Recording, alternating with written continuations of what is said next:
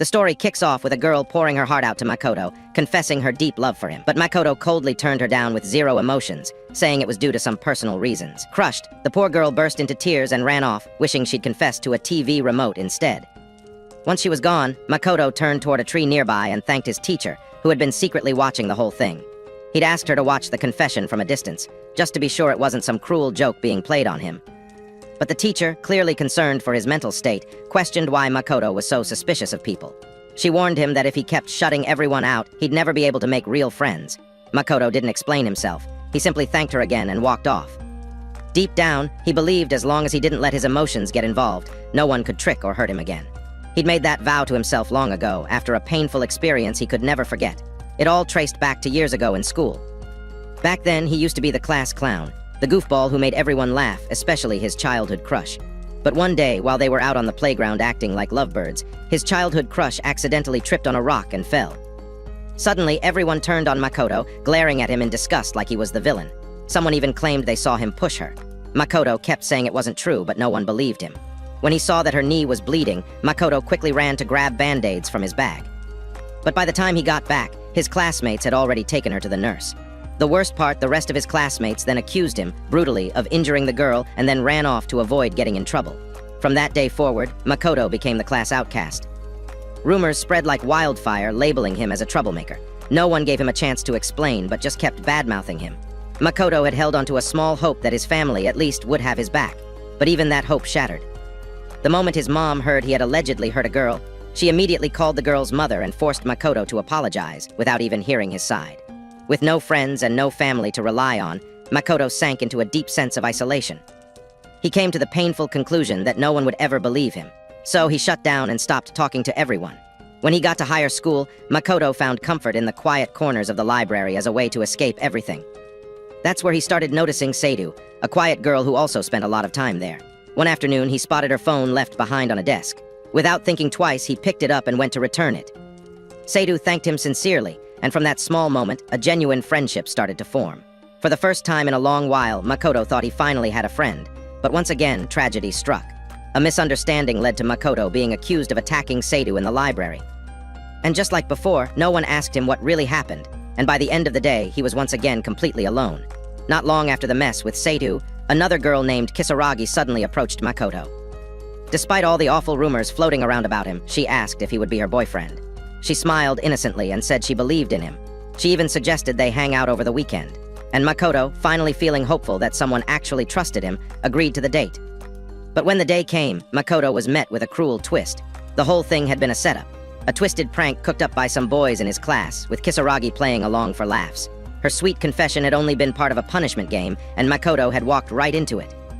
The tiny bit of his heart that hadn't broken after the incident with Seidu was now completely crushed. Still, Makoto forced himself to keep going. He deleted Kisaraga's number and buried the pain. But even when he shut his heart away, misfortune kept finding him. A few weeks passed, and this time, a new girl with a charming smile named Nanako unexpectedly came into the picture.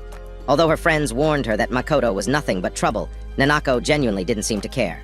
One day, she invited him to join her group for a karaoke hangout. Since it wasn't a one-on-one thing, Makoto decided to go, thinking she would be different. But the moment they got there, her friends started mocking him, laughing that he'd actually believed Nanako would ever hang out with a toxic loser like him. The whole thing had been another setup. Makoto stood there in silence, humiliated. He wasn't even angry at them anymore. He was just mad at himself for being stupid enough to hope. When Makoto entered senior high, he was stunned to spot a familiar face from his past, his childhood crush, Shizuka. She wasn't the shy little girl he remembered. She'd grown into a full-blown baddie. But Makoto had learned his lesson the hard way. He wasn't about to get caught up in old feelings or let any girl mess with his peace again. So he kept his distance. Despite this, Shizuka followed him home one afternoon after school and casually brought up how gloomy and distant he seemed, and how he didn't seem to have any friends. She offered to be his friend and suggested they let bygones be bygones, claiming she never believed the rumors about him were true. When she said she had always believed in him, Makoto's expression turned cold. Her sudden kindness didn't sit right with him, and he questioned, why now? Shizuka explained that they'd been in different classes, and that she'd always wanted to reach out but didn't have the courage back then. Makoto, however, wasn't moved by her sweet words and simply told her to stay the heck away from him. That's when she grabbed his hand, smiling nervously, and joked about how he used to simp so hard for her. But Makoto wasn't laughing. He bluntly told her it was too late. He said if she truly trusted him, she should have stood by him when it actually mattered. Shizuka, stunned by his words, tried to say something, but before she could, Makoto had already walked through his front door. Just as he entered, he met his sister Haruka at the door, who asked if he'd been with Shizuka. Makoto just apologized for coming home late and said he was heading to his room. Even at home, his gloom and distrust were obvious. Haruka watched him leave silently, then muttered that he used to be so much brighter and happier. But Makoto didn't say a word. He just kept walking. Right then, his mother popped out and suggested they go out to celebrate his first day of school, hoping a family dinner would cheer him up. Makoto declined, telling them to enjoy the evening without him, and then retreated to his room. Once alone in his room, Makoto noticed he had 2 new messages. With so much time spent alone, Makoto had taken up writing light novels as a hobby, one of the few ways he could drown out his misery. One message was a passionate review from a fan about his latest Ice Guy novel, while the other was from his editor, informing him that a publishing company was interested in his work. Despite the exciting opportunity, the thought of stepping out into the world and facing people felt more exhausting than exciting. So Makoto locked his tab and tried to act like he never saw the message at all. The next morning, Makoto dragged himself out of bed, sleep-deprived because he couldn't stop thinking about the publishing offer. By the time he arrived at school, he was totally worn out. As he slouched at his desk, trying to stay conscious, he noticed the blonde girl next to him, Shinazuka. Quiet, reserved, and always alone. Just like him, she too had a poor reputation among their classmates. Suddenly, another girl walked up to Makoto with a smile and asked if she could eat lunch with him. Makoto immediately turned her down coldly, memories of Nanako and all the fake kindness still fresh in his mind. When the girl insisted on chatting, he shut it down with a quiet excuse, saying he wanted to read. Then he turned to Shinazuka and asked if he could borrow the book she was holding. Shinazuka, surprised, slowly handed it over without a word. As he took the book, Makoto felt something strange, a flicker of unfamiliar warmth. It was the first time in ages he had willingly reached out to someone. Even he wasn't sure why he felt drawn to Shinazuka. Later that day, Makoto and his stepsister Haruka walked home from school together. Makoto carried a bag of groceries, his mind drifting as he thought about why he'd talked to Shinazuka earlier. It wasn't like him, and he couldn't figure out what made him do it. As they walked, he suddenly spotted Shinazuka on the other side of the road, completely focused on her phone and smiling at something on the screen. Haruka noticed her too and immediately mocked her, saying there goes the delinquent, before commenting on Shinazuka's weird smile. It seemed Shinazuka heard her, because she walked past them with an angry squint, leaving Makoto wondering about the meaning behind her expression. Once Shinazuka was out of earshot, Haruka kept criticizing her for being a delinquent in this age and how lame it was. Makoto muttered something in response, but Haruka didn't quite catch it. She suddenly paused, then asked Makoto why they had drifted apart as siblings. She admitted she used to feel jealous when he chose to play with Shizuka instead of her. Makoto stayed silent, remembering how painful it was when Haruka believed all the rumors about him and never seemed to care how much it hurt him. Haruka confessed that her past judgments about him were wrong, admitting she'd unfairly believed the bad rumors. But when Haruka claimed she'd always been the only one who believed in him, Makoto's frustration boiled over and he asked her to stop calling him older brother. He insisted that what's done is done, then excused himself, saying he needed to put away the groceries before they spoiled. Later that day, Makoto went back to writing. He received an email from one of his regular fans, a girl named Pamiko. She wrote about how his novels had helped her through tough times, saying she was a gloomy person herself. Messages from Pamiko were one of the few things that genuinely made Makoto. The next morning, on his way to school, Makoto spotted Shizuka waiting at the school gate with another girl. He tried to walk past without making eye contact, but Shizuka called out to him, saying she needed to talk. Her friend jumped in right away, introducing herself as Momo and stressing that Shizuka really wanted to have this conversation. Tears welled up in Shizuka's eyes as she begged Makoto to let go of the past, insisting that all she wanted was to watch a movie with him and cheer him up. Makoto stayed silent. Seeing her friend so upset, Momo hugged Shizuka, then snapped at Makoto. She called him a weirdo and yelled that, after everything, Shizuka still liked him, even though he looked like a dork. Annoyed by their persistence, Makoto realized that being polite wasn't working, so he decided it was time to be blunt. Before he could say anything, Shinazuka suddenly pushed past them, telling everyone to get out of the way with their drama. Momo, surprised, reminded Shinazuka that they used to be friends, but Shinazuka quickly fired back, asking if Momo really had the nerve to call her that now. Momo tried to remind her how close the three of them used to be and begged her to stop pretending to be a delinquent. When Momo insisted she had always believed in Shinazuka, both Makoto and Shinazuka's faces went cold. Shinazuka insulted Momo and looked ready to go off, but Makoto stepped between them, asking her to calm down. Then he turned to Shizuka and Momo and asked if they had ever gone through unfair rumors or been betrayed by someone they trusted. He told them all he wanted was to be left alone, and it was too late to undo the damage that had already been done. Hearing this, Shizuka burst into tears and ran away, while Shinazuka just looked away in annoyance. Shortly afterwards, during class, Makoto noticed Shinazuka smiling at her phone and guessed she must be reading a web light novel. Suddenly, she started typing furiously, which reminded Makoto to check his own phone, wondering if he had received another message from Pamiko, his fan. Not long after, a notification popped up. Pamiko had left another positive comment about his latest chapter. Happy she was still reading, Makoto decided to reply later, after finishing some more writing. Shinazuka glanced his way, then went back to typing and accidentally dropped her phone. When Makoto spotted the Pomeranian dog sticker on the back of Shinazuka's phone, everything suddenly made sense. Pamiko, the fan who always cheered him on, was actually Shinazuka. Makoto tried to convince himself it was impossible for Shinazuka to be Pamiko, but when she casually mentioned his online pen name, Makoto's heart started pounding a million beats per second. He broke out in a sweat, unable to believe the strange coincidence. Right then, the teacher walked into the classroom and called everyone to order for homeroom. For his own peace of mind, Makoto decided he would just delete Pamiko's message and pretend none of this was happening. But as the day dragged on, he realized he couldn't do it. No matter how much he wanted to erase the message, he just couldn't bring himself to go through with it. The thought alone made him feel sick and restless every time he held his phone. Makoto glanced over at Shinazuka and sensed a heavy, intimidating vibe around her. He guessed that she acted tough on purpose, just to keep other people away. In the end, Makoto made up his mind to stop thinking about Shinazuka at all, hoping it would finally calm him down. At the end of class, the teacher announced there would be a school trip soon and told everyone to hurry up and form groups with their friends. As soon as the bell rang, Makoto grabbed his things and made for the door. Shinazuka looked like she wanted to say something, but before she could open her mouth, Makoto was already gone. Annoyed, Shinazuka kicked her desk in frustration. Just outside the classroom, Seidu caught up with Makoto, having watched everything unfold. Seidu was the same girl from the library incident at Makoto's old school, but now she'd changed. She'd dyed her hair blonde and had a new, more confident look. Like every other girl from his past, Seidu tried to start a conversation, but Makoto kept his distance, not even slowing down as he headed home. Seidu followed him, telling him that their time together in the library meant a lot to her, and that he might have even been her first love. She admitted the trouble from back then was all her fault, and insisted on reconnecting, ignoring Makoto's clear attempts to brush her off. She said she'd learned from romance games that mistakes could be fixed with enough effort, and even put on her old glasses to try and win him over with nostalgia. But Makoto wasn't moved. The memories meant nothing to him now, he just felt empty inside. Suddenly, Makoto received a notification on his phone. As he pulled out his phone to check, Seidu assumed he was about to take a picture of her in the cute glasses, but instead, Makoto simply checked his inbox and saw a new message from Pamiko, saying she was excited to read his next chapter. Lost in the warmth of the message, Makoto completely ignored Seidu and headed home, his thoughts now centered on Pamiko, or rather, Shinazuka. For the first time in a long while, Makoto felt a genuine sense of happiness, even if it was just because of a fan.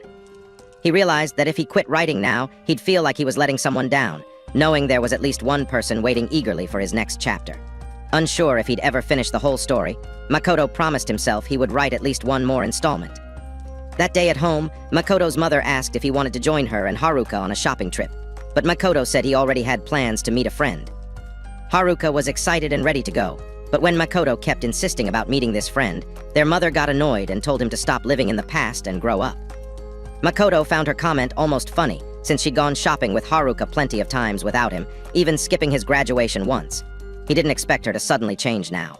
Standing his ground, Makoto repeated that he was meeting a friend and started getting ready to leave. Haruka looked disappointed and asked if he could skip seeing this invisible friend and come with them instead, but Makoto ignored her and headed out, not looking back even as she called after him at the door. Knowing his mom and Haruka would probably head to the new mall, Makoto decided to visit an older shopping center where he could be alone. When he reached the food court, he was relieved to see it almost empty. For once, he finally felt at peace, comfortable enough to write without any disturbance. But by some odd coincidence, Makoto noticed Shinazuka sitting all the way at the other end, her eyes glued to her phone. He quietly wondered what she was up to, watching as her expressions shifted. Sometimes blushing, sometimes smiling, clearly lost in whatever she was reading. After a while, she stopped scrolling and started typing on her phone. Curious, Makoto checked his own phone for any messages and saw that Shinazuka had just posted a new chapter of her own novel online. He was stunned. Not only was she a writer too, but her story was also about to be published, even though she hadn't updated it in a year. Right then, he got a new message from her, complimenting his latest chapter. Feeling brave, Makoto went to buy 2 orange juices and walked over to her table. At first, Shinazuka snapped at him, thinking he was just some random loser trying to hit on her. But when she looked up and saw it was Makoto, she froze in shock. When Makoto sat down across from Shinazuka, she tried to ask if they could be friends, but he cut her off right away. He told her straight up that he didn't want to be friends with her. Annoyed, Shinazuka snapped back, pointing out that while she had some bad rumors about her, none were as damaging as his, and then told him to just leave her alone. Makoto was caught off guard for a second, realizing that his own reputation might be even worse than he thought. Still, he shrugged and said he didn't care about the rumors, since nobody really knew the truth anyway. Shinazuka replied that he should just stay out of her business, saying she didn't want to get mixed up with anyone anymore. The rumors surrounding Shinazuka were all pretty nasty. Stories about dating sugar daddies, extorting classmates, violence, sneaking out at night, and more. In fact, she was considered the real trap queen of the ghetto. Even so, Makoto said rumors were just made-up stories and offered her one of the orange juices he brought. Shinazuka snatched the drink from his hand, making it clear she didn't trust any acts of kindness. When Makoto tried to grab her arm to stop her from tossing the drink away, it ended up spilling all over his clothes. Seeing the mess, Shinazuka quickly apologized, but then got defensive, saying he was rude first, so the mess was just as much his fault as hers. Frustrated, Shinazuka demanded to know what Makoto wanted from her, since it was clear he hadn't sat down for a friendly chat. After thinking it over, Makoto admitted he'd rather not be friends with her, not because of her bad reputation, but because he was scared that if he trusted someone again, he'd just end up hurt. Shinazuka made it clear she didn't want to be friends either, and told him to go kiss Truck-kun. To break the tension, Makoto switched topics and asked Shinazuka why she had stopped writing her novel. Shinazuka instantly became flustered and wanted to know how he had figured that out. Before he could answer, she mentioned that he was actually Nyanta, his online pen name, and then scolded him for always making his stories so tragic, with so many characters dying. She admitted his stories really got to her and told him he should care more about his characters. Even so, she said she'd let him off the hook, mainly because she liked the cute heroine in his story. Makoto listened quietly, and when she finished, he asked if he could read her work. Shinazuka was embarrassed at first, but finally agreed, warning him not to bother with her old stories because they were mostly just essays. Still, Makoto checked them out and found them pretty funny, especially since most of them were sappy romance tales. Despite their awkward start, the two of them ended up bonding over their love of novels, talking and laughing together until evening. Just then, Shinazuka's stomach growled, letting Makoto know she hadn't eaten lunch. Makoto also realized he was hungry, but he hadn't enjoyed such a fun, long talk, especially with a girl, in ages. He then suggested they grab a bite before heading home since it was already getting late. But when he noticed Shinazuka hesitating, he asked why she didn't want to go back. Reluctantly, Shinazuka admitted she didn't get along with her family, saying they were annoying and, in her words, way too trusting. Suddenly, Shinazuka's older sister, Seiko, showed up in the food court to pick her up. As soon as she spotted Shinazuka, she wrapped her in a big hug. When Seiko noticed Makoto, she immediately asked if they were friends. Both Makoto and Shinazuka denied it right away. Seiko didn't seem to care and was just happy to see her sister hanging out with someone her age. When Makoto introduced himself as Shinazuka's classmate, Seiko teased that he was so cute, just like the anime protagonist Shinazuka always talked about. As Shinazuka stood to leave, Seiko suggested they stay a little longer since she was tired from work and hadn't eaten yet. But Shinazuka quickly turned her down, insisting they go. While saying goodbye, Shinazuka accidentally called Makoto Nyanta, his online pen name, which made Seiko's eyes widen. She instantly recognized it as the name of the well-known web novelist who wrote Isekai stories. Shinazuka tried to change the subject, but Seiko wouldn't let it drop.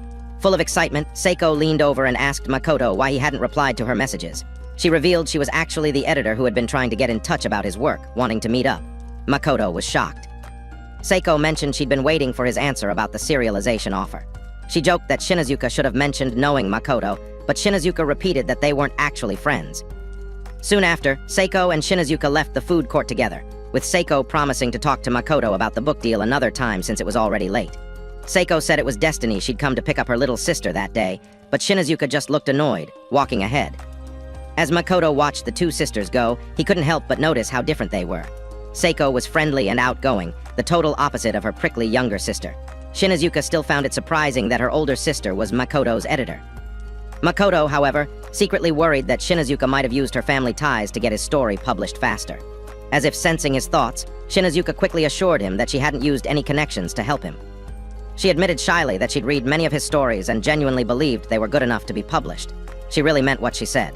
Seiko, trying to ease the awkwardness, teased that she could already see the two of them were friends, even if they didn't know it yet.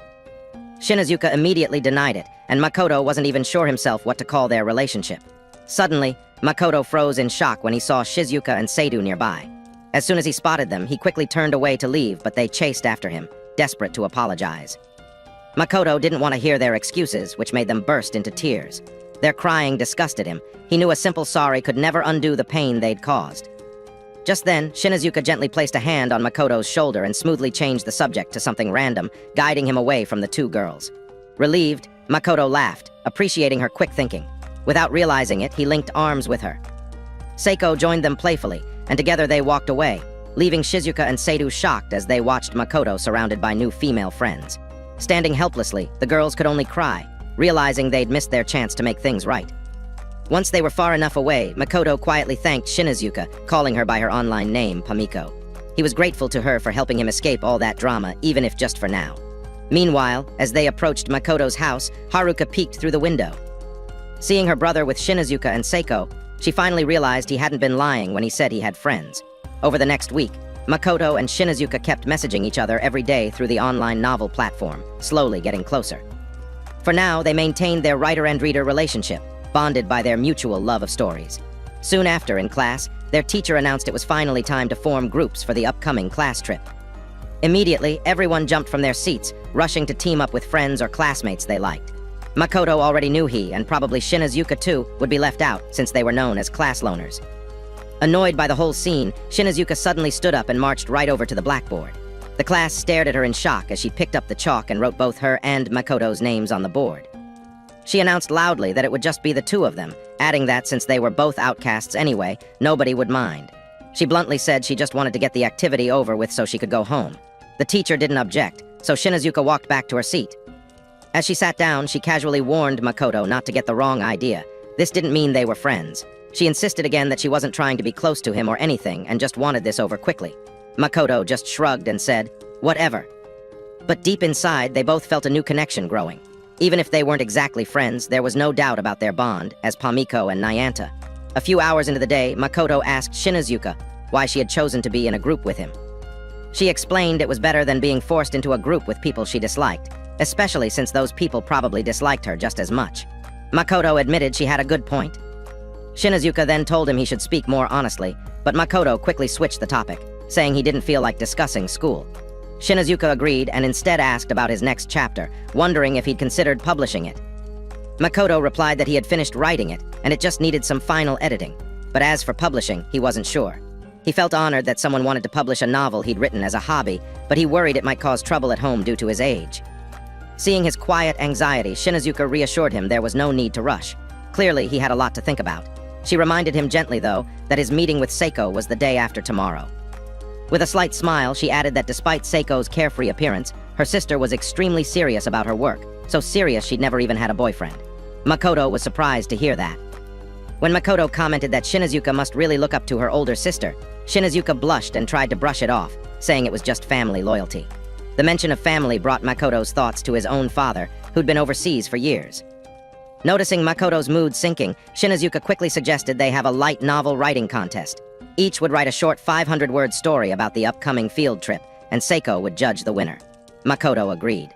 Shinazuka finished first and proudly boasted about her fast writing speed.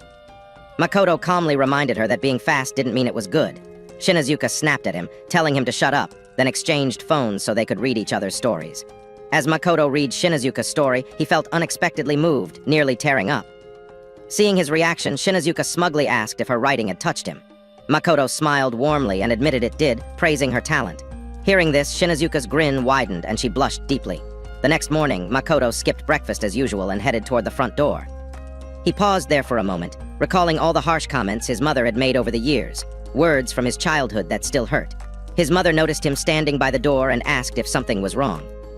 Makoto stayed quiet, worried that she wouldn't approve of his upcoming book publication since he was still a student. Deciding not to share anything just yet, he simply said, "It's nothing," and left quietly.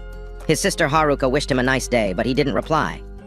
At school, Makoto and Shinazuka were called into the teacher's office. Although both immediately insisted they weren't friends, the teacher assured them she wasn't there to scold them.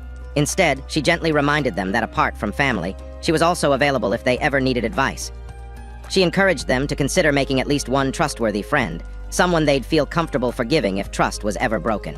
Makoto and Shinazuka, both having experienced betrayal from supposed friends, were skeptical. The teacher hinted she'd also faced betrayal but encouraged them not to give up completely. Neither Makoto nor Shinazuka fully grasped her point, but they exchanged thoughtful glances. With that, she dismissed them back to class. On their way back, Shinazuka openly wondered what exactly the teacher was trying to say, though Makoto didn't fully get it either. Before they could talk more, a girl suddenly approached Makoto. She said she'd always wanted to speak with him, but Makoto didn't recognize her right away and asked who she was. Shocked and hurt, the girl revealed she was Kisaragi, the girl behind the fake confession. Her hair was shorter now and she appeared thinner, but Makoto finally remembered her. Realizing Shinazuka was waiting, Makoto tried to quickly end the conversation, but Kisaragi begged him to listen. She confessed she'd been pressured into the prank, scared she'd lose her friends if she refused. She insisted her feelings for Makoto were real and asked if they could start fresh. Normally, Makoto would have shut this down immediately, but to his own surprise, he started asking her questions. He felt uneasy that this was happening right in front of Shinazuka. Just as Makoto was about to change the subject, Kisaragi made her boldest move yet, inviting him on a date that weekend. Before Makoto could answer, Kisaragi burst into tears and tried to hug him. That was the last straw for Shinazuka. She stepped in between them, firmly telling Kisaragi that Makoto was busy working on their field trip project. Annoyed, Kisaragi snapped at Shinazuka, telling her to stay out of it. But Shinazuka calmly replied that Kisaragi was the one interrupting. Shinazuka then told her to leave, grabbed Makoto's hand, and pulled him away. Makoto was surprised by how protective Shinazuka was acting, almost like a possessive girlfriend, but he followed without protest. Looking back, he saw Kisaragi glaring at them angrily before they walked out of sight. After walking a short distance, Shinazuka lightly reminded Makoto he'd be late for his meeting with Seiko if he kept getting distracted. Noticing Makoto staring blankly at his hand, Shinazuka jokingly asked if she needed to hold his hand again. Laughing, she teased him. But when Makoto playfully replied that it would only make her blush more, Shinazuka playfully threatened him with her fist, daring him to repeat himself. In a flashback to their school graduation, Shizuka had happily approached Makoto to congratulate him and start a conversation. But Makoto answered coldly and quickly walked away. Shizuka called after him, begging him to wait, but he never looked back and just kept going. Confused by his sudden coldness, she decided to wait until senior school, thinking that since they'd be at the same school, she'd get another chance. Back in the present, Shizuka, Haruka, and Seidu met at a downtown cafe, gossiping like bored old grannies about the strange new connection between Makoto and Shinazuka. Shizuka shared how she and Seidu had recently seen Makoto hanging out with Shinazuka and Seiko. Seidu admitted that Shinazuka was attractive and even felt a bit jealous of her smooth skin. The girls speculated about what kind of person Shinazuka might be, especially given the awful rumors surrounding her. Seidu summed it up. Everyone in class deemed Shinazuka a delinquent loner. Yet, seeing how casually she'd been chatting with Makoto that evening, they agreed she clearly had become his friend, which was one heck of a surprise. Haruka entered the conversation by sharing that she remembered Kisaragi had once searched for her brother, though she hadn't taken it seriously at first. Shizuka added that she'd heard a rumor that Kisaragi and Makoto had once been very close friends. Haruka then remarked that, although Kisaragi looked kind of plain, she was a real slay queen and very popular with the boys. The conversation drifted to Nanako, but as Haruka was about to say something about her, the girls agreed that neither Nanako nor Kisaragi was relevant to their current discussion. Changing the subject, Haruka shared a detail from that morning. Makoto had been kinder than usual and even accepted the kusamachi she'd given him. Seeing the puzzled looks on Shizuka and Seidu, Haruka clarified that Makoto wasn't as cold or scary as he used to be. She speculated this sudden change might have something to do with Shinazuka. Suddenly, what started as light gossip quickly turned into an emotional roller coaster, as the three girls acknowledged their feelings for Makoto and the terrible mistakes they'd made in the past. Shizuka went first, sharing exactly what happened back in first grade on the playground. While she was busy nursing her own injury, she didn't realize everyone was blaming Makoto for her fall. She wanted to clear things up and say she just tripped, but the tension made her freeze, and she couldn't get the words out.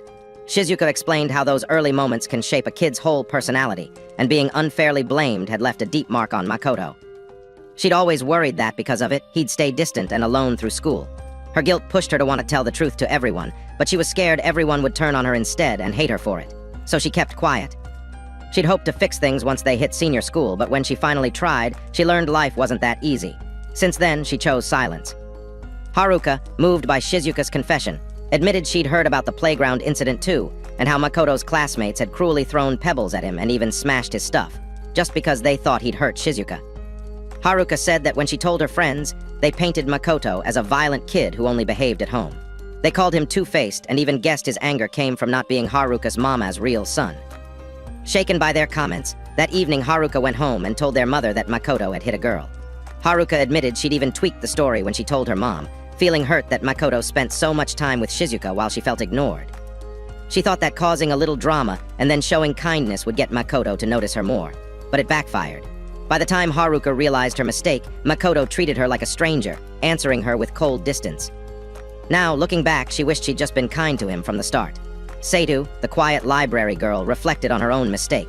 At first, she believed the rumor that Makoto had attacked her, even though deep down she felt he wouldn't.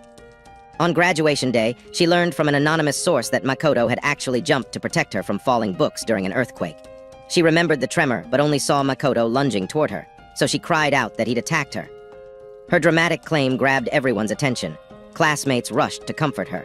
For a shy girl unused to the spotlight, she loved the attention so much that she never asked Makoto's side of the story. That incident made her super popular. She started dressing stylishly, turned down tons of admirers, and enjoyed school life, forgetting all about the attack. Haruka even recalled how many admirers confessed to Seidu afterward, but she rejected them all because, in her eyes, no one was as cool as Makoto. Later, after Seidu found out the truth about that day in the library, she bumped into Makoto by chance. Seeing him brought back memories of the happy times they shared among the bookshelves. She realized she'd liked him all along. At graduation, she desperately tried to talk to him, but Makoto didn't even look back. That's when she finally understood the damage she'd caused. She tried to make things right in senior school, but by then, it was too late. After these heartfelt confessions, Shizuka, Haruka, and Seidu felt deep regret for what they'd done and started thinking about how to earn Makoto's forgiveness. They knew a direct apology wouldn't mean much since Makoto wasn't ready to open up. Shizuka suggested they stop apologizing and instead help Makoto become the kind person he once was. Haruka agreed, saying that face-to-face apologies might just make things worse. Instead, she proposed supporting Shinazuka, the girl who had actually reached Makoto's heart. Shizuka and Seidu hesitated, still holding feelings for Makoto, but realized this was their best shot at making a positive difference from afar. So they decided to nurture the bond between Shinazuka and Makoto and clear any obstacles in their way, especially Kisaragi and Nanako. With the school trip coming up, they agreed to start their plan there. Despite the reasons that brought them together, the three girls felt united and determined to finally set things right. Diving into his thoughts, Makoto remembered how earlier that day, his stepsister Haruka had given him a kusamachi. When they were little, he'd always pretended to like it, even though it disgusted him, just to make her happy. Back then, he'd felt compelled to protect her whenever she called him elder brother. But now, that protective urge was completely gone. It was the same with Shizuka. They used to be inseparable because she always followed him around. Though things had warmed a bit lately, Makoto felt nothing special towards her anymore. Seidu, too, always wore a pained expression whenever he ignored her. She'd forgiven the rumors and showed him nothing but kindness, yet Makoto's heart stayed colder than Sub-Zero's fart nozzle. Don't get him wrong, Makoto didn't hold grudges, nor did he dislike any of them. He simply didn't think about them anymore. Trust felt impossible, and no matter what anyone said, his heart remained numb. No feeling. No emotion. Simply put, Makoto was broken. Currently, Makoto sat in Seiko's office alongside Seiko and Shinazuka, about to speak with his father via video call about publishing his novel. Although Makoto had arranged the call, he wasn't convinced his father would really make time. When the call began, Makoto was extremely formal, speaking to his father as a grown man rather than as a boy. He explained clearly and firmly that his novel had done well, and he was being offered an opportunity to publish it as a book. Summoning all the courage he could muster, Makoto openly shared his ambitions, and his father listened attentively. To Makoto's surprise, his father responded warmly. He agreed to accompany Makoto to the contractual negotiations, explaining that there were many dishonest publishers in the city, and as Makoto wasn't yet an adult, he'd need a guardian for such an important decision. Makoto thanked him, and his father gently told him not to be formal, proudly saying Makoto had always been his pride and joy. Hearing this deeply touched Makoto. After the emotional call ended, Seiko eagerly asked Makoto if he was ready to proceed with the official talks. She expressed how much she wanted to publish his story and sought his approval to move forward. Shinazuka was visibly fidgeting, anxiously awaiting Makoto's response. She admitted that seeing Makoto's story published would inspire her to work even harder as a writer. After several moments of silent contemplation, Makoto finally made up his mind. Even if it might cause family complications down the line, he decided that, for once, he needed to be selfish. With genuine enthusiasm, he declared that he wanted Seiko to publish his story as a book. The emotional weight of this defining moment overwhelmed him, and tears began to stream down his face. Noticing Makoto's emotion, Shinazuka immediately stood up and silently leaned in behind him, offering quiet but powerful support. Through his tears, Makoto thanked them both, confessing that if it weren't for Shinazuka, he might never have found the courage to pursue something important to himself. Even Makoto's father, still present on the video call, was stunned to witness his son displaying so much raw emotion. Later that cold night, as Makoto left Seiko's office, Shinokuza and Seiko waved him goodbye. When he finally arrived home, he noticed his mother waiting at the door just as he stepped inside. When she asked why he hadn't told her about the book, Makoto guessed his father must have already informed her. So he apologized for not telling her sooner, but his mother assured him it was fine and it was good news. She said she just wanted to make sure the publishing company was legitimate. In response, Makoto bowed his head and promised he wouldn't cause her any trouble.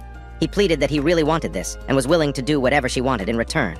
He vowed he'd go to a good university and get a good job if that was what it took to get his book published. Seeing the mix of desperation and sadness in his eyes, his stepmother grew nervous. She quickly blurted out that all she had in mind was to celebrate with a meal together with Haruka, but Makoto politely declined. Disappointed, his mother asked why he had chosen to consult his father, who was far away about the publishing before coming to her, who was right there. Makoto tried to explain himself. He said he didn't think his mother would believe in him and feared the publishing talks would fall apart if he involved her. He admitted there was no way she would understand his dreams and aspirations. His mother tried to defend herself, but Makoto wasn't ready to stop. This was his moment. He reminded her that even back then in his younger school days, she had never believed his side of the story, hadn't even really listened. She insisted she had, claiming her way of handling things was meant to teach him the right way. But Makoto disagreed. To him, it felt like she only supported him when things went her way. He told her he'd become cold-hearted because no one had ever truly believed in him. When his stepmother broke down in tears, Makoto apologized and said it would be better if he left the house than cause her any more pain. His mother cried and apologized for the past, but even that didn't soften Makoto's cold heart. Haruka suddenly rushed in, tearfully begging Makoto not to leave and not to be separated from her. Then, composing herself, she said that if living apart would make him happier, then maybe he should go. She admitted their mother was too fussy anyway, and perhaps living alone would help. She suggested he could stay at their grandpa's now-empty place, though he'd need their dad's permission. Their mother objected, insisting Makoto was the son she was proud of and begging him not to go. But Haruka gently made her understand that Makoto no longer trusted them because of how he'd been treated, though maybe someday things could change. Comforting their sobbing mother, Haruka told Makoto to leave, promising she'd take care of their mom. With tears choking her voice, she asked him to go peacefully without worry. Seeing his little sister cry so bitterly, Makoto wondered when he'd last seen Haruka like this. He gently patted her on the head, admitting he didn't fully understand his own feelings but thanked her anyway. Haruka, still crying, forced a smile and said, no matter how hard it was, she wanted to send him off with a smile. Makoto, on the other hand, wondered what kind of person he had become, watching his stepsister force a smile through tears while he felt nothing at all. The next morning, Makoto left home and headed for school. Along the way, he bumped into Shinizuka, who noticed he looked even more tired than usual. Makoto agreed, mentioning that a lot had happened the previous day. As Shinizuka was about to continue towards school, Makoto stopped her and asked if he could join her. Shinizuka hesitated at first, worried that walking together would make Makoto's bad reputation even worse. But Makoto shrugged it off, saying he didn't care about any silly rumors, he just wanted to walk with her today. His honest words made Shinizuka blush, and eventually she agreed to let him accompany her. As they walked, Makoto wondered why she was wearing glasses. A sudden flashback followed. Makoto's stepmother handed him the keys to his grandfather's old house, along with all the money he'd saved up. She admitted she wasn't ready for him to leave, but felt she owed him at least that much because she'd caused him pain. She promised she'd talk with his father, hoping that someday they could reunite and confront him together. Until then, she asked him to eat well, sleep well, clean up after himself, and spend his money wisely, though she didn't have to worry since Makoto had always been good at those things. As Makoto prepared to leave, his stepmother assured him that if he ever needed help, he was always welcome to return to her. And just like that, without much warning or fanfare, Makoto revealed to Shinizuka that he was now a lonely bachelor. When Shinizuka heard about it, she remarked that Makoto was pretty lucky to be living on his own. But then she pointed out that even if he claimed to have moved in unprepared, at least the house was already furnished with his grandpa's stuff. Makoto agreed, though he mentioned he still needed to buy a few things. Shinizuka accepted that and volunteered to help him shop. When Makoto admitted he never expected things to turn out this way, Shinizuka gently reassured him, suggesting his stepmother probably needed time to reflect. Once the pressure from his publishing calmed down, she promised he might actually enjoy living on his own. Suddenly, Shinizuka fell silent.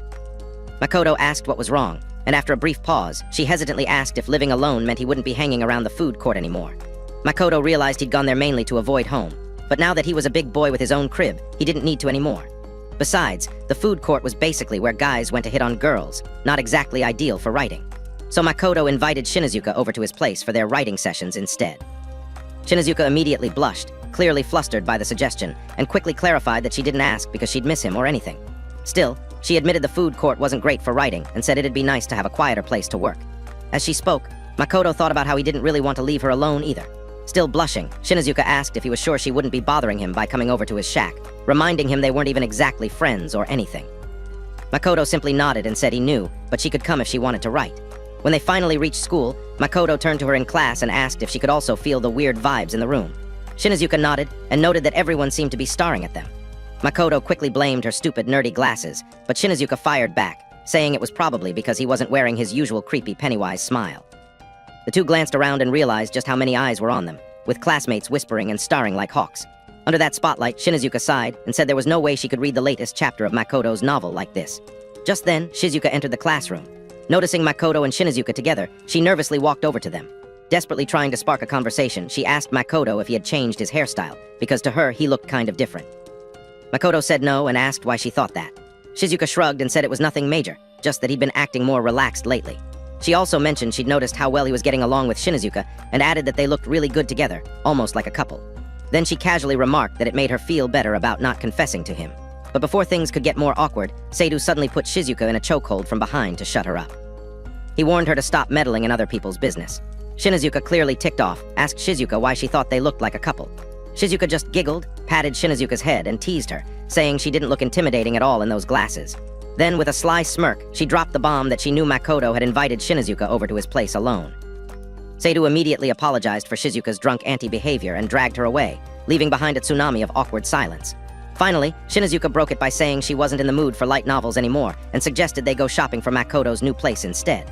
Makoto mentioned he needed to buy a cup, and Shinizuka immediately guessed it was a coffee mug, because of course, he was Captain Jitter Beans. But Makoto corrected her, saying he actually wanted to buy the cup for her. That made Shinizuka go full-on cherry face. She said she'd be delighted to have one, but it really wasn't necessary. Makoto just smiled at her flustered reaction. After school, the two of them went shopping at the mall. Shinizuka was surprised at how quickly they wrapped things up and asked if they were forgetting anything. Makoto just nodded and asked again if she was really sure about not wanting a cup. Shinizuka insisted there were plenty at his grandfather's house already, plus she didn't see a reason to get one since she'd only be there to write. Not like it was anything special. Makoto agreed, saying yeah, that made sense since they weren't even friends. That comment seemed to sting Shinizuka a little, but to brush it off, she just said they should hurry back home. Just then, Makoto felt a sudden urge to take a poop, so he excused himself to use the restroom, leaving Shinizuka waiting. Several hours passed, and since he wasn't yet back, Shinizuka started to grumble inwardly, wondering if he was actually giving birth in there or something. To pass time, she started reading his light novel on her phone, hoping he'd come back soon. But just then, some of her old classmates who used to torment her life spotted her and came over. Shinizuka froze in nervous shock when she saw them.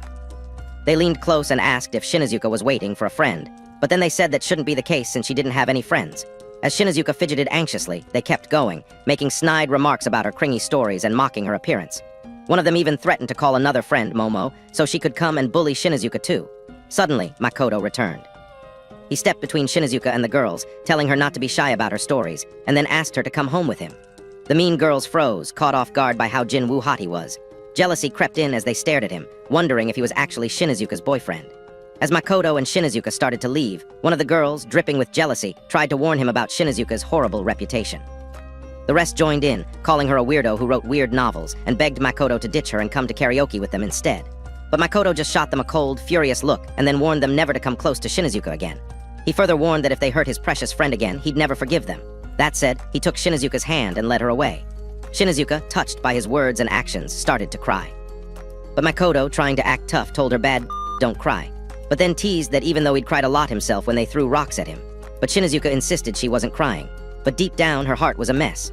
To cheer her up, Makoto handed her the cup he'd secretly bought for her, a cup with the logo of her favorite character, the one he had noticed her staring at in the shop.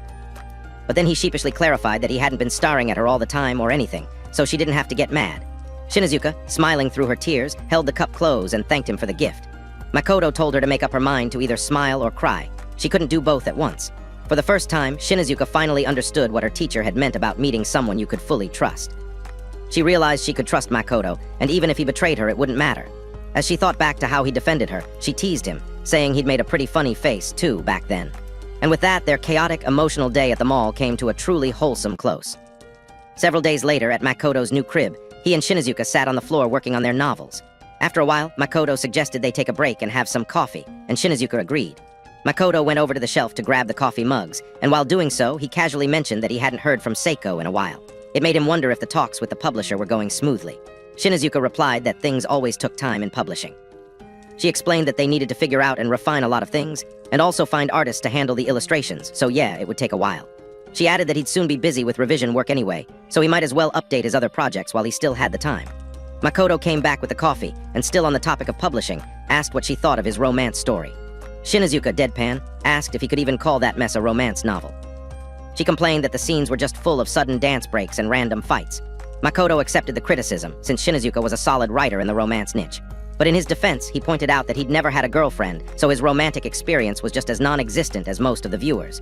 Taken aback, Shinazuka claimed that she hadn't fallen in love either, and that everything she wrote was just her own delusions. Makoto was stunned. He couldn't believe it. He had always assumed she was a certified heartbreaker with a long list of body counts, writing straight from experience. The assumption flustered Shinazuka immediately. To dodge the heat, she quickly switched the topic and asked if Makoto had been preparing for the school trip happening in 3 days. Makoto asked if that was really necessary. Shinazuka snapped that it absolutely was. She went on to excitedly explain that he needed to pick out the right clothes and shoes to fit in perfectly. He also needed to map out the entire location to find the best route and get on all the good rides. She even mentioned, with sparkly eyes, that they'd added new popcorn flavors to the wagon and that she'd already made note of it. When Makoto still didn't see the point of all that excitement, Shinazuka yelled at him to get serious about the trip. If he didn't, she warned, he wouldn't be able to enjoy Destiny Land to its fullest. Then she proudly boasted that he should be grateful she was on the same team as him, because that meant he got the privilege of her figuring everything out for him. To show a little appreciation, Makoto told her they'd definitely have fun on the trip. Shinazuka, clearly satisfied, nodded with a smile. The next day at school, Shinazuka was still fired up about the trip, hunched over her phone while checking the map for the best route to follow. Makoto found himself watching her with curiosity. He hadn't seen this side of her before. Just then, as he tilted his head slightly, his eyes landed on Shizuka, Haruka, and Seidu having a discussion across the hall. His gaze drifted in their direction, and for a brief moment, his eyes met Shizuka's. They both quickly looked away. Shinazuka noticed the exchange of glances and felt kind of jealous. Out of bitter amusement, she teased Makoto, saying that his childhood friend was a real hottie, unlike her, who just looked painfully plain. Makoto immediately disagreed with her self-deprecating remark, saying he didn't think that at all. The comment caught Shinazuka off guard, leaving her flustered and silent for a while. Hours later in class, Makoto leaned over and told Shinazuka he wanted her to check out his new romance novel. Shinazuka agreed, but after reading just the first page, she advised him that romance clearly wasn't his thing. The comment bruised Makoto's ego on the spot. Makoto, pretending to take it like a champ, joked that he was nowhere near as good as her. That flattery backfired, though, as Shinazuka instantly turned red and yelled at him, insisting she wasn't some kind of romance expert or anything. Sometime later at Makoto's place, Shinazuka read the full version of his so-called romance novel. After finishing it, she begged him, for the love of God, not to even think about posting it under his Nyanta name. She flat-out told him that romance wasn't his strong suit, and he should just stick to his fantasy style. Even with his pride wounded, Makoto admitted that writing the story was both embarrassing and fun. Still, he was glad that Shinazuka could at least relate to it. Makoto's romance story followed the tale of a hero and heroine, both betrayed by the people around them and hunted by their own countries, until fate brought them together. But as he read the story out loud, Makoto slowly came to the shocking realization that, without even meaning to, he had written the life story of both himself and Shinazuka. Embarrassed, he immediately said he'd trash the story, but Shinazuka objected. She said she actually found it interesting and suggested he could release it as a breather, just something different from his usual work. Makoto agreed, but this time he decided to carefully foster and develop the story, giving it the attention it deserved. Time flew by quickly, and before they knew it, evening had already rolled around. Realizing how late it had gotten, Shinazuka immediately said she needed to head home before it got too dark. She also remembered they hadn't prepared dinner, so she planned to stop by the convenience store on her way back. But upon hearing that, Makoto mustered up the courage to suggest they have dinner together instead. Though a second later, he remembered that Seiko, her older sister, might get worried if she came home late. Shinazuka, however, pointed out that it wouldn't be a problem. Seiko actually wanted her to get some writing done here anyway. Still, she hesitated, saying she didn't want to bother him.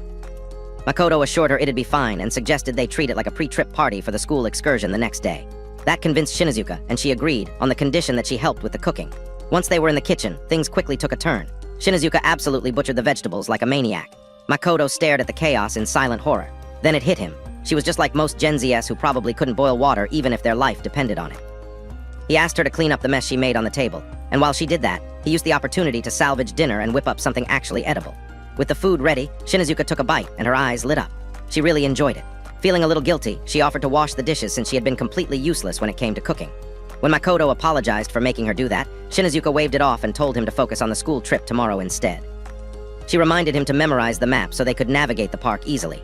She was beyond excited, thinking about all the rides, characters, and snacks she wanted to check out. She was so pumped, she didn't think she'd even be able to sleep that night. Makoto, however, warned her to get proper rest if she really wanted to enjoy the trip to the fullest. As he watched her ramble on about her excitement, Makoto couldn't help but wonder if spending time like this, talking, laughing, and just being merry, was the real essence of friendship. On the day of the school trip, Makoto felt oddly nostalgic. He thought back to all his former school trips and how every single one had been a solo experience. No one ever talked to him. In fact, most students would have rather chatted with the wall than even look his way. He'd always been ignored during bus games and group activities. It got so bad that even his assigned seatmate once brought a portable seat just to sit somewhere else. Makoto had no fond memories of those trips. Not a single one. But fast forward now, he wondered if things would be any different. That morning by a little past 6, Makoto arrived at Shinazuka's home. To his surprise, she was already up, standing outside chatting with her mom. Shinazuka's mother lit up the moment she saw him. Clearly delighted, she greeted him warmly and assumed right away that he must be her daughter's boyfriend. Shinazuka, trying to stay calm, brushed it off and quickly told her mom they were leaving. Makoto, flustered by the whole situation, quietly stepped forward. As Shinazuka walked over to meet him, he apologized for showing up so early. Meanwhile, her mom remained at the doorway, still beaming like an overly proud anime mom. Shinazuka, clearly embarrassed by her mother's antics, sighed and finally introduced Makoto properly. Her mom greeted him again, this time even sweeter, and casually remarked that Shinazuka had mentioned him quite a lot. That comment sent Shinazuka into full panic mode.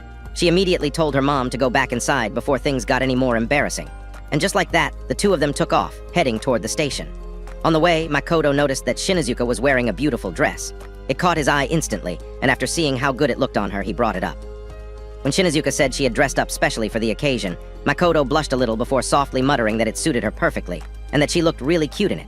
Shinazuka's face went full beet red at the compliment, but she tried to play it cool again by pointing out that it was Makoto's first time ever complimenting her.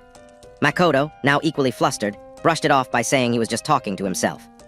He quickly changed the topic, suggesting they just focus on enjoying the trip. Soon after, they got on the train and after a short ride, arrived at Kayama Station. Shinazuka expressed her surprise at how quickly they'd arrived. Makoto smiled and said time really flew by when they were together talking about light novels. Once they got off the train, they stopped to decide what to do next. The plan was to meet up with the rest of their group in the underground alley, but since they had arrived early, they had some spare time to waste. Shinazuka suggested they hang out a bit and explore the nearby shops. Makoto pointed out that most of them were still closed, but they agreed to check the place out anyway. Just as they were about to start wandering, they unexpectedly ran into their teacher. The MILF was pleasantly surprised to see both of them together like some casual couple. She gave them a teasing smile and asked if the two of them were getting along well. Makoto, finally accepting the obvious, replied that they had actually become good friends. The teacher seemed genuinely glad to hear it. As she walked away, she told them to have fun and to make some great memories together. As the teacher walked away, Shinazuka turned to Makoto and admitted, rather honestly, that she never thought she'd end up becoming friends with a gloomy loser like him. Makoto clapped back instantly, saying he didn't see himself getting along with a scary-eyed Yankee either. Makoto explained that back then, he just couldn't bring himself to trust people since he didn't think anyone could be a real G to him anyways. Shinazuka hesitated before asking if he still felt that way even now. But as soon as the question left her lips, she realized how awkward it sounded and tried to brush it off. Makoto, however, didn't ignore it. He answered honestly, saying that even now, he still couldn't trust anyone unconditionally. But then, after a moment of thought, he added that he couldn't betray his friends either, and because of that, he was fine with trusting someone like her. The answer took Shinazuka by surprise. She quietly admitted that she felt the same way, that she was fine trusting him too. The two of them, after all, were similar in the sense that neither had much confidence in themselves.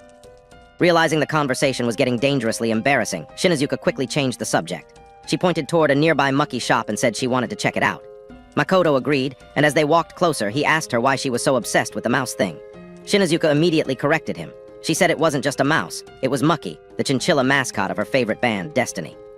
When Makoto asked how many Muckies existed or how many costumes they had for it, Shinazuka quickly explained that there was only one Mucky, she said, and that one was the real deal. She then declared that she was definitely getting a picture with Mucky today. But just then, a new idea popped into her head. Her cheeks turned pink, and she hesitantly asked if Makoto would take a picture with her now, since they were together anyway. Makoto agreed, saying it was a good idea. It would be a memory they'd hold onto, something to stay in their hearts forever. With that, the two of them got ready to take a picture together in front of the Mucky-themed shop window. But just before they could take the photo, Makoto asked whose smartphone they'd be using and suggested they use his, and he could send the picture to her later. Shinazuka's face immediately brightened at the fact that he also wanted to keep the photo, so she proposed they take it using both their phones. She pulled out her phone and switched to the selfie camera. As they both got into position, Shinazuka noticed there was a bit of distance between them. They didn't fit into the frame properly.